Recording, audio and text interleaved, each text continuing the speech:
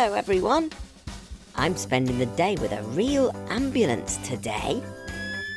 We're going to be having a look inside, then going out on the road with the ambulance crew and visiting a special garage just for ambulances. Ambulances are one of the most important vehicles on the road. They're used to pick up people who are poorly or who've hurt themselves and get them to hospital as quickly as possible. An ambulance really is like a mini hospital on wheels. Everything in the back is here to treat people on the way to hospital. Let's meet the ambulance crew. This is Terry, the emergency medical technician, and he's just checking the ambulance to make sure everything's working properly before call out. And this is Paul, the paramedic. Paul decides how to help the poorly person on the way to the hospital and can give them special medicine. Paul lowers this special ramp by pressing a button. The ramp makes it easier to get patients on board the ambulance. If a patient needs to lie down, Paul and Terry will use this stretcher.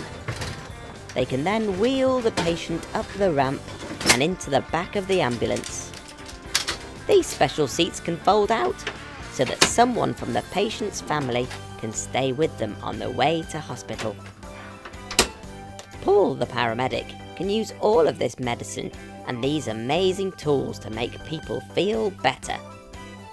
There's also a special hatch so that Paul and Terry can talk to each other. Okay, yeah, it'll stabilize.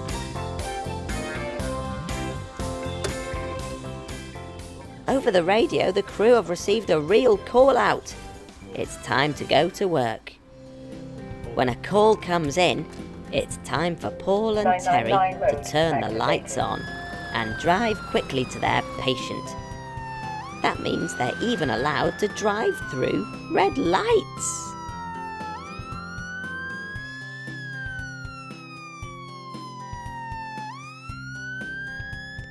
Paul and Terry's aim is always to get the patient to hospital as quickly and safely as possible. The crew and their vehicles work really hard, with these ambulances doing hundreds of miles a day. This also means that sometimes things can break. But luckily, a garage has been built specially for fixing ambulances. Have you ever seen so many ambulances in one place? The expert mechanics in this amazing workshop can fix around 25 ambulances a day. Hey, what was that? Blue Mechanical! How on earth did you get in here? You better stay out of trouble.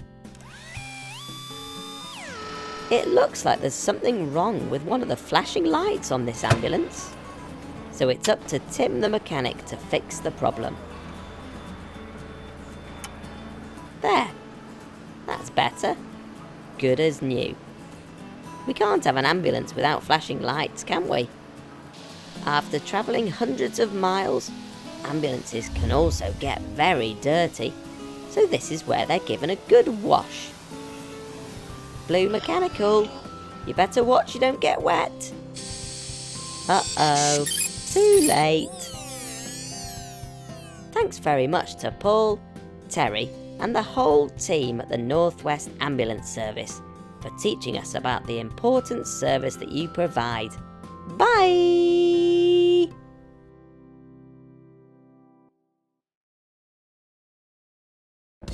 Helicopters are used all over the world for transporting passengers, but the most important use for them is rescuing people from areas that are difficult to get to by land. I'm here at Her Majesty's Coast Guard base in North Wales to meet an amazing rescue helicopter and her crew. The helicopter behind me is used to rescue people in need from the sea or from the mountains.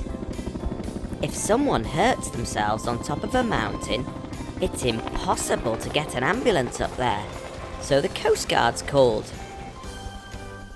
A rescue can come any time of day or the middle of the night, and it sounds as if the crew have a rescue call coming in now. They all spring to action at once. First, they look at a map of the area to check for any dangers and work out the best route. Just look at this amazing tractor pulling the helicopter out of the hangar. Now it's time for the crew to put their special safety gear on. Everything has a purpose. This life-saving jacket will inflate so that the crew member floats in water, and it even has its own air supply, just in case they find themselves underwater and need to breathe fresh air. Then it's out to the helicopter to fly. On board are pilot Mike, Captain Kate, John the winch operator, and Tomo the winch man. It's Tomo's job to get lowered out of the helicopter to rescue someone on the ground. After a few safety checks, it's time for takeoff. This whole process, from call to flight, takes the crew under 15 minutes. Engines start. Look at how fast those rotors can turn. The rotors chop through the air and make everything around them very windy. Whoa! I can hardly stay on my feet. Red Mechanical! Let's use your super slow motion camera to see just how many times those rotors are turning. I love using Gecko super slow-mo, mainly because it just looks cool. But look, a helicopter's rotor blades can spin 10 times per second. Oh dear, are you okay, Red Mechanical? As the rotors spin faster, the helicopter lifts off the ground and flies into the air. Captain Kate controls the helicopter by pointing the rotor blades in the direction she wants the helicopter to fly. Today the crew are practicing their winching skills, using a dummy instead of a real person. The pilots skillfully hover over the area just above where the dummy is. Tomo clips himself to the winch, and John carefully lowers him down. Tomo would then check how poorly the person on the ground is, before winching both of them back up to the helicopter safely. Nicely done, team! Back at base, the engineers are always on hand to make sure the helicopters are in the best working order and ready to fly. Safety is the most important thing, and these engineers are the best in the business. It's a real team effort keeping these amazing helicopters flying and rescuing people in need. This is Tom and Kev. Tom's a pilot and Kev is a winch operator. They're going to give us a quick tour inside the helicopter. Welcome everyone to the S-92 Search and Rescue Helicopter. First and foremost, very importantly, we've got two large winches here. And these winches have got two strops, and the idea of this is we can lower these down to people in the water or on a mountain and pick them up and take them to safety. So let's look inside now in the aircraft itself. And as you can see as you come into this helicopter, it's a large space. Here we've got a camera which we use when we're searching for people. This can pick up people on the water, on the mountainside. So when we've picked up our patient, which we've taken off the hoist, we bring them into the aircraft itself, and we can put them onto our stretcher. And they may well be in the stretcher, but this is a lovely area for us to work on them and make them feel comfortable in the aircraft, and we can give them medical treatment if they require it. Once we get to the hospital, we need to get our patient out of the aircraft safely, and the best way we can do that is we lead them and lift them off here, down through the ramp itself, off the aircraft, into the hospital where they can be looked after. Okay, this is the cockpit of the helicopter. There are two pilots. One sits here in this chair and the other one sits on the other side. These are the controls to fly the helicopter. This one moves the helicopter forwards and backwards, and this one moves it up and down, and then there's two pedals down on the floor as well, and that keeps the helicopter straight. We've got two engines and they're controlled on these screens, and then we've got a map in the middle to see where we're going. Thanks very much to the amazing team here at the Coast Guard base. Bye! Have you ever wondered how big trucks get cleaned? Well, we're about to find out. I'm here at a giant truck wash. These trucks drive for miles and miles, delivering important things all over the country, which means they also get very dirty. This truck wash is so popular that there's a queue of muddy trucks all waiting to get cleaned. And it can clean all sorts of different trucks. Big lorries, gas tankers, even car transporters. The trucks start by driving into the truck wash very carefully and stop once they're fully inside.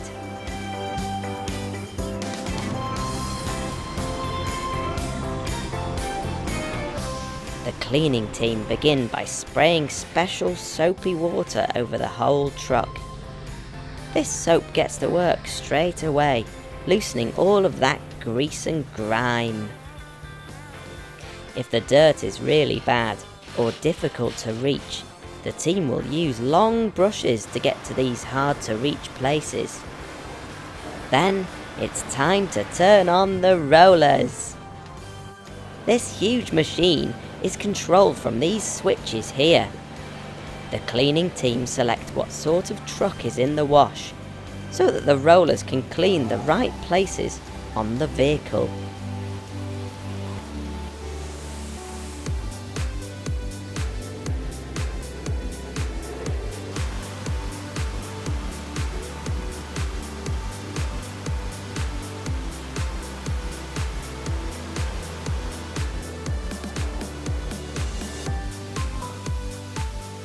There's 3 rollers in total, 2 that clean each side of the truck,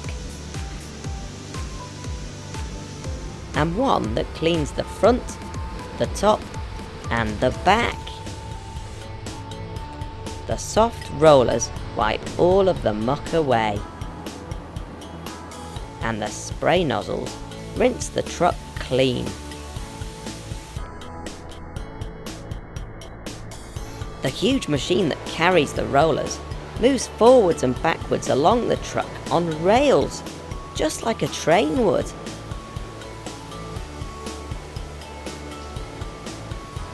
This truck wash is very special too. The dirty water goes down the drain and is magically turned into clean water in this pump room. That means that most of the dirty water is recycled and no water is wasted. If there's any bits that the machine has missed, it's time for the cleaning team to use some super powerful jets to blast off that stubborn dirt.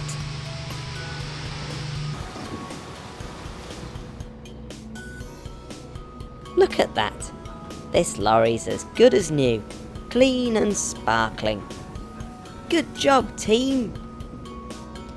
See you again soon. Bye. Hello everyone. Gecko here. What a lovely day for a walk. But woohoo! This hill's a bit steep. Mechanicals, are you okay? Whew. I'm struggling a bit too. I should really get out of the garage more and do some exercise. Hey! The mechanicals have hitched a lift. How do I get on? Hey! Wait for me!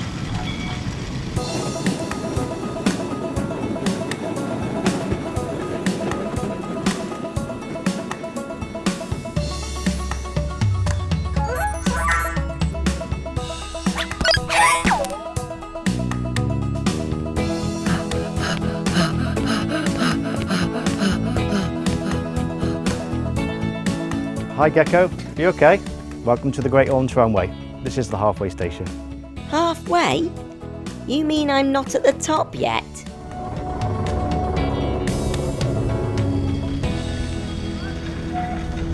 Wow, now this is the way to travel.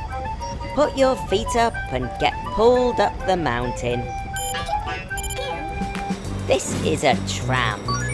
It runs on rails and it's connected to a really strong cable which pulls it up the hill with absolutely no effort on my part.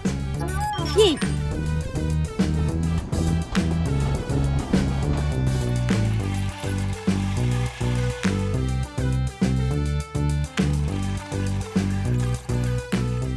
Wahey! We've reached the top. What a view! Up here, there's a cafe, a play area, and even an adventure golf course. Now, this tramway is very old. The Great Orme Tramway was built in 1902. That's over 100 years ago. It was before most people had cars to get around in, and the tramway was used to transport people and their things from the town of Llandudno below up to the mountain called the Great Orme.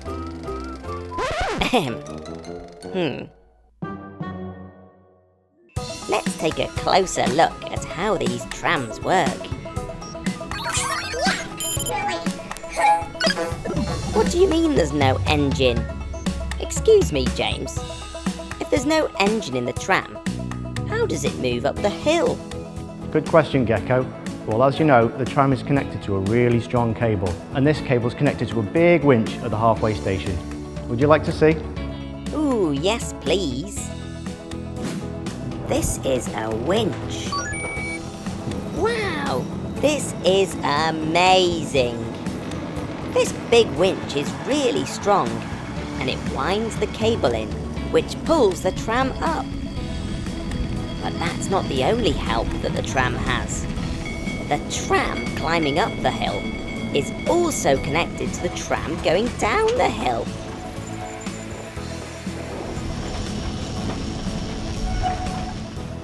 An invisible force called gravity pulls the tram down the hill. Gravity is what keeps us on the ground.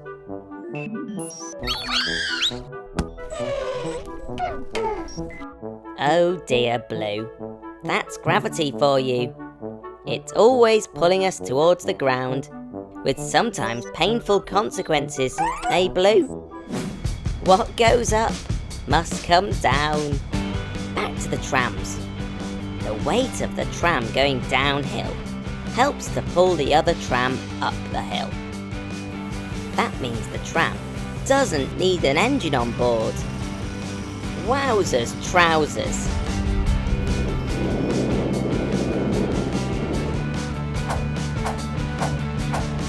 It takes real teamwork to keep the tram running. The winchman controls how fast and how slow the trams get pulled up and down the hill. But it's the driver on board the tram who gives the winchman the instructions.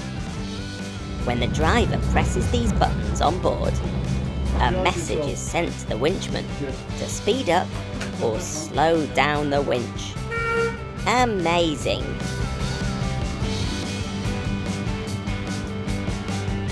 Whew, I'm exhausted. All of this learning has made me tired. I might have to leave my big walk until tomorrow. Thanks very much to James and everyone here at the Great Orme Tramway. It's cheerio from Gecko. Bye! Hello everyone, Gecko here. I've got something amazing to show you today. Cranes! Whoa! They're brilliant at taking things way up high into the sky. If you've ever seen a tall building being built, then you might have seen a crane. They're not very good at hiding. They can almost reach the clouds. and they're able to lift heavy objects onto the tops of buildings. Cranes are so cool! This is a 250-ton mobile crane. It's massive! And you see the long arm that's sticking up into the air? Well, that's called the boom.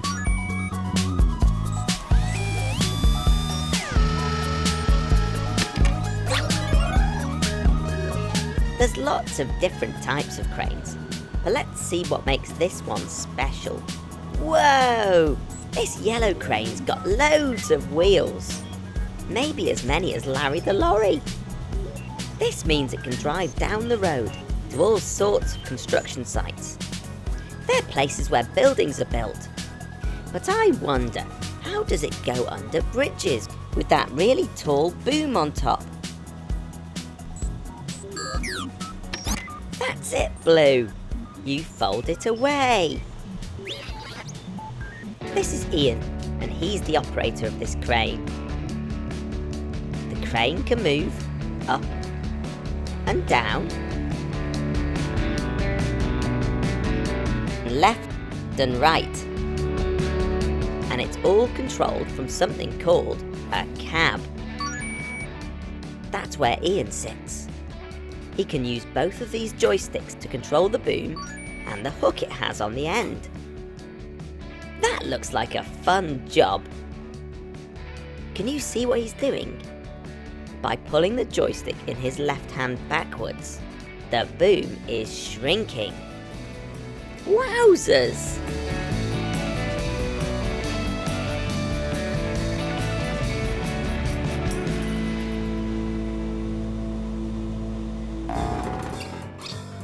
The boom's made up of 7 separate pieces, which all fit neatly inside each other. A bit like a Russian doll. Look at that! The boom is all packed up. These are called the Outriggers. Just like stabilizers on your bike, they stop the crane from falling over when the boom is up. To get the crane ready for driving, we need to fold the Outriggers away. Ian uses this control panel to fold them up, making them disappear inside the side of the truck. Bye bye, Outriggers.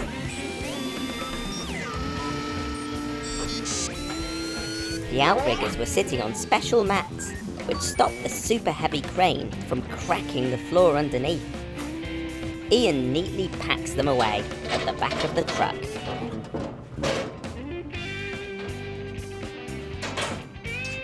Wow, that's brilliant!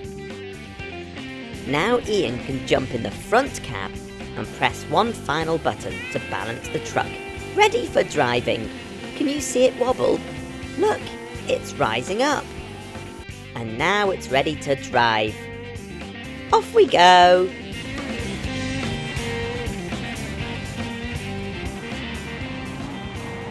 Ian's had the call, and we're now on our way to a construction site to help the builders.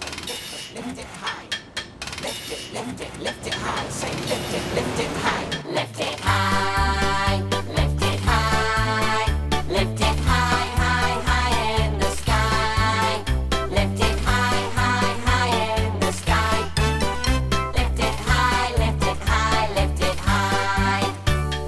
Down on the construction site they're building everywhere, but when the building gets too high they all take extra care. Here to save the day is the massive yellow crane. It's time for the boom and hook to come and take the strain. Lift it high, lift it high, lift it high, high, high in the sky. Lift it high, high, high in the sky. Lift it high, lift it high, lift it high. Lift it high, lift it high, lift it high. Lift it, lift it, lift it high, say lift it high. Lift it high, say lift it high. Thanks very much to Ian and all the team here at John Such Cranes. You can subscribe to my channel by tapping here. For now, it's cheerio from Gecko. Bye! Hello everyone! Gecko here. I'm so excited because today we're off to visit Diggerland, which is a super duper fun place full of diggers.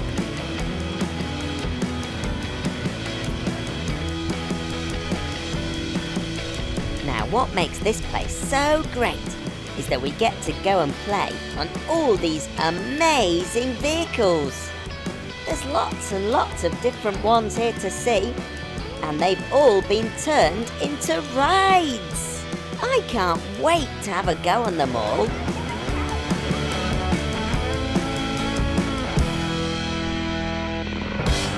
Ooh, look! Here's a big spinny digger. Gosh! It's making me dizzy just looking at it. Can you guess what it's called? It's Spin Dizzy. Normally, a digger's used to make big holes in the ground. But here at Diggerland, they've changed it so it can spin brave people round and round and high up into the sky.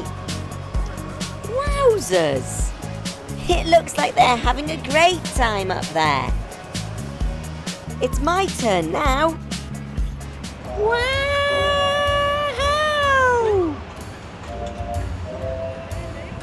Ah! Phew! That was fantastic. Right then, everyone. What can we go on next? How about that ride over there? That looks very cool. It's called a sky shuttle, but I wonder what it does. Wow! It's lifting me up, up, up into the sky. The boom grows and grows, whilst the bottom of the digger is rooted firmly on the ground. I bet I can see my garage from here. We're almost 50 feet off the ground now.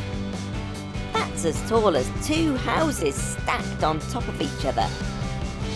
This is brilliant. Right, it's time to get down now. Hello? Hello?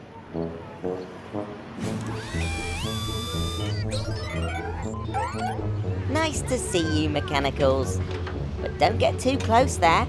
You might end up buried in dirt.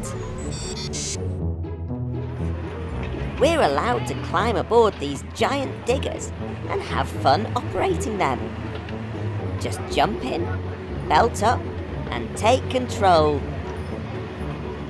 Pull the joystick one way, and it lifts the boom. The other way, and it drops down. This joystick tilts the bucket on the end and scoops, lifts, and dumps the soil in a big pile. Making a mess has never been so much fun. I bet Danny the digger would love to play in here too.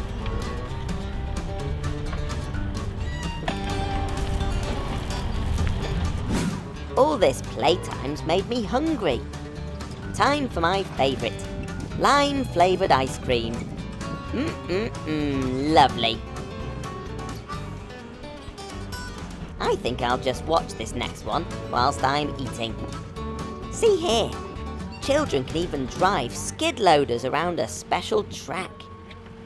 They might not be fast, but they're lots of fun to drive.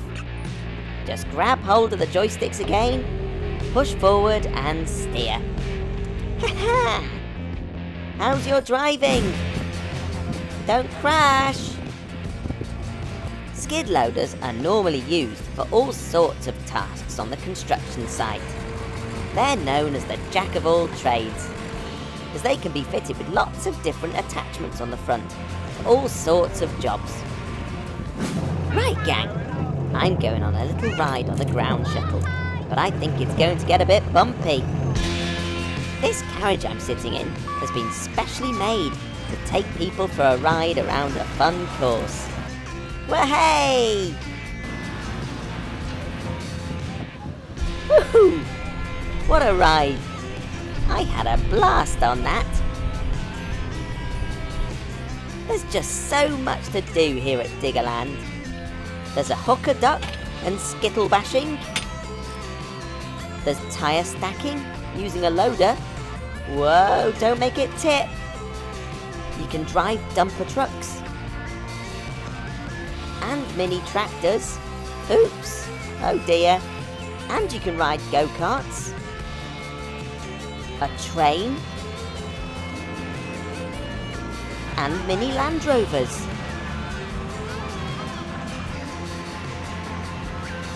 Thanks so much to everyone here at Diggerland. We had tons of fun playing on all their amazing digger rides. For now, it's cheerio from Gecko. Bye! Hello everyone! Gecko here! And I'm so bonkers excited! Why? Because today I'm learning all about fire trucks at this amazing fire station. How cool is that? Fire trucks are used all over the world to help firefighters put out fires and rescue people who are trapped in hard-to-reach places. We're going to meet 2 different fire trucks today, and we get to meet the brilliant crew members of Lim Fire Station. These amazing fire trucks and firefighters are experts at, you guessed it, putting out fires.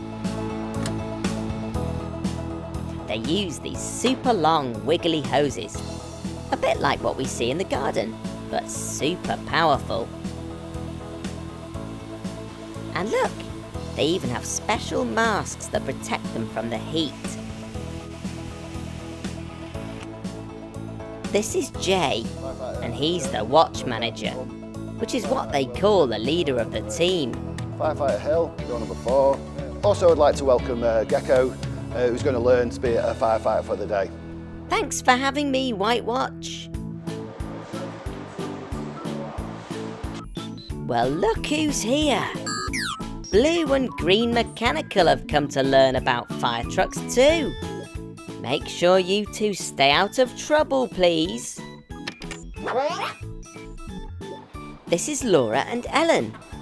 They're both firefighters in White Watch.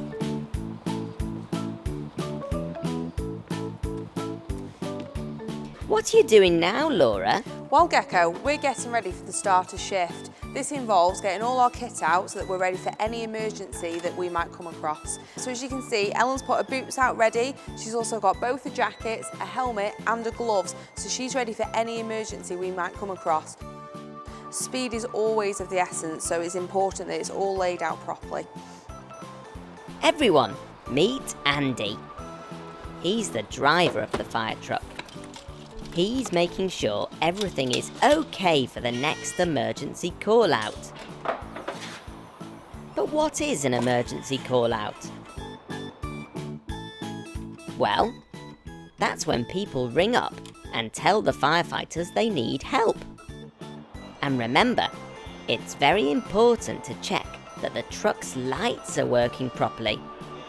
They need to flash really brightly when the truck leaves the station to let people know help is coming. I love this fire truck. Do you know why?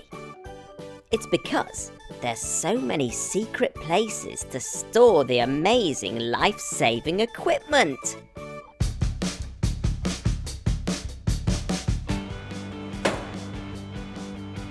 Look, Ellen and Laura are checking the hydraulic cutting equipment. These are like a big pair of scissors, but instead of cutting through paper, they cut through metal.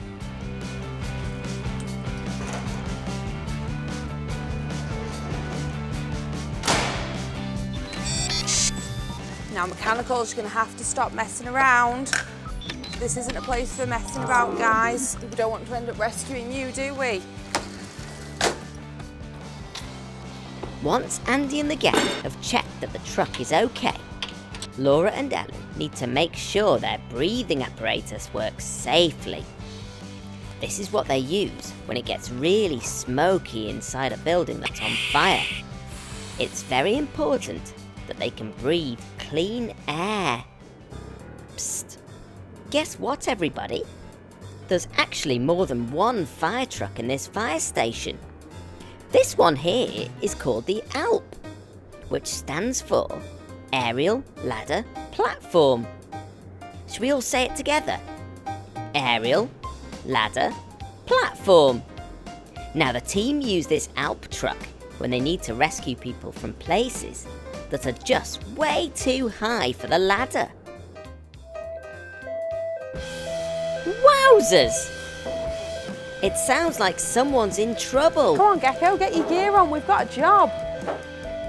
That's one of those emergency calls that we talked about a minute ago. Remember?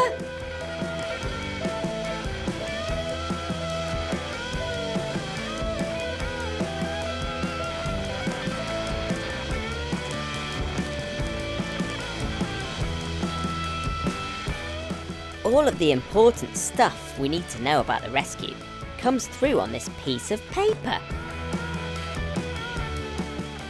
Okay, all three appliances, mechanicals stuck at height, in limp. Oh no!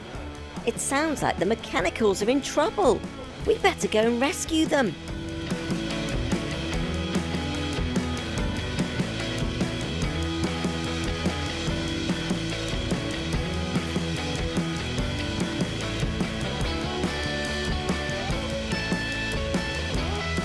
Now that we've got our kit on, it's time to move out.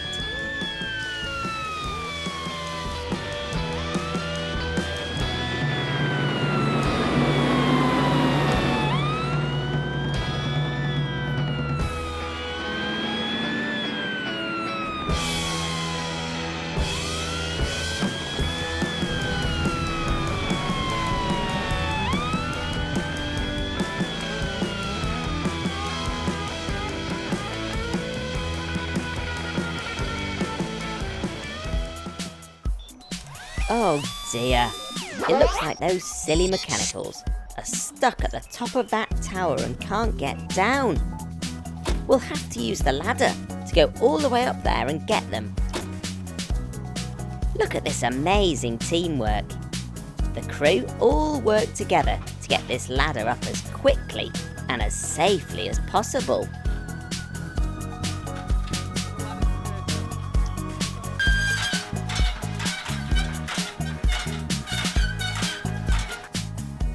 Oh dear, it looks like the ladder isn't quite high enough to reach the mechanicals. Now, what can we use instead? That's right, bring in the ALP! To make sure the ALP doesn't wobble, Andy and James use these controls to move these things called jacks out of the side of the truck. They look like metal legs, and they stick out and lift the truck off the ground. Wow! That's really heavy, but these jacks are so strong, they stop the ALP from falling over. Whoa, look at that! It's got super strength, like super mechanical. Once the ALP is stable, which means it won't wobble, Andy jumps into the operating seat. That's the one that works the machinery.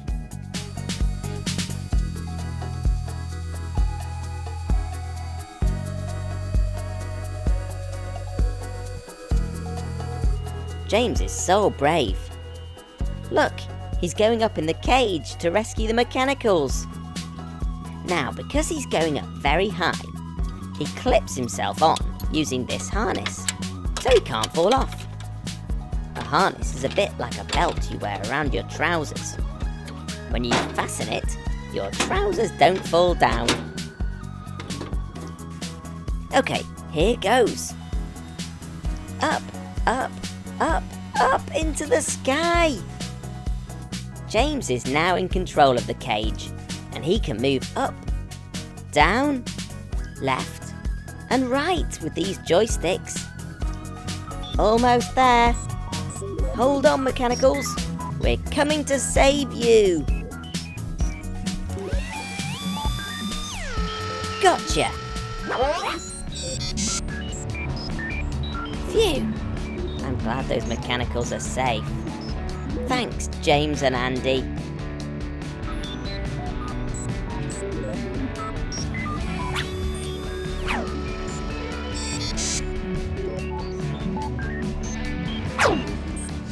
Okay, mechanicals, I hope you learnt your lesson there. You shouldn't be climbing up towers and being silly, because we've got other people to rescue, okay? I've loved spending time with the firefighters and the amazing fire trucks today. Let's say a big thank you to all the crew here at Lim Fire Station for teaching us all about their awesome trucks. Until next time, everyone, it's cheerio from Gecko. Bye!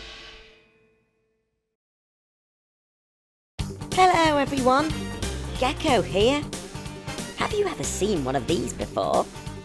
It's a concrete mixer. These amazing construction trucks are used all over the world to help build roads, houses, and even schools. But how do they work? And why does this big drum have to spin around? Come on, let's find out. These big trucks are perfect for carrying and delivering a material called concrete. There's some wet concrete on the floor there. Watch out, Blue Mechanical! But what is concrete? Concrete is a mix of sand, water, and cement. Cement's a bit like glue. Something amazing happens when you mix these three things together. They become concrete. And when it's dry, it's as hard as rock. Blue, were you paying attention to what I was just saying? Concrete is rock solid when it sets. Oh dear, Blue. It looks like you're stuck fast. This is why concrete mixers are the only trucks that can carry concrete. To stop it from setting and turning rock hard, you have to keep mixing it. This is the drum, and it's where the concrete is stored. Connected to the drum is a gearbox and motor, which spins it this way and that way. Rollers on the other end of the drum keep everything turning nice and smoothly. This part here is called the hopper, and it's where the concrete gets poured into the drum. There's Danny. He's the driver of this truck. He's off to pick up a fresh batch from the concrete plant. He reverses carefully into the loading bay. To load up, Danny has to perfectly line up the hopper with the loading chute. Up in the plant control room, they can create just the right mix for Danny's batch. Then it's time to load up.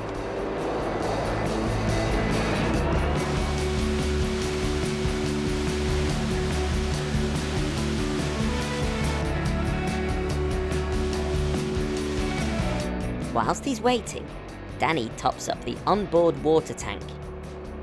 It's very important to have plenty of water on board, because clever computers inside the mixer test the concrete. They can add more water if it starts to get a bit too dry. It's a bit like porridge. Too dry or too wet, and it's no good. Just like Goldilocks, we want it just right. We're fully loaded, so let's go!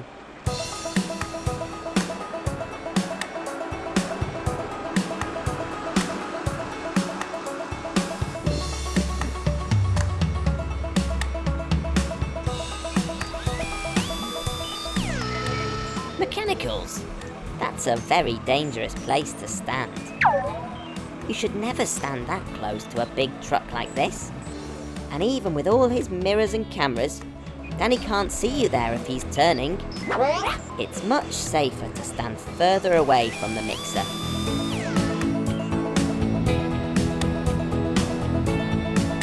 The drum is turning and we're heading to Danny's customer to drop this load off.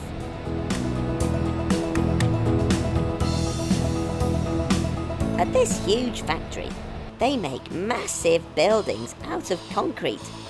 So they need lots and lots of concrete mixers visiting all the time. Inside the drum, there's blades that mix the concrete as it turns. To empty the load, Danny makes the drum spin the opposite way, which pushes the concrete mix out. The concrete is emptied into this big container, which can be moved around the factory with huge cranes.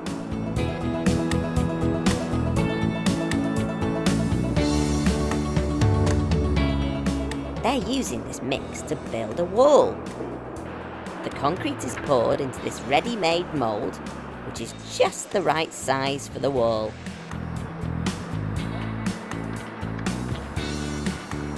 Just a few days later, and the concrete has properly set. Now it looks a lot more like a wall. The walls are then loaded onto this big lorry, ready to be delivered to the construction site and turned into a building.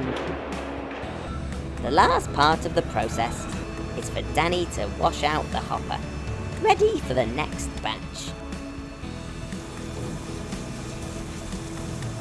Thanks very much to Danny and all the team at Tarmac for teaching us all about these amazing concrete mixers. And thank you for watching. To watch more videos from me, just tap here. For now, it's cheerio from Gecko. Bye!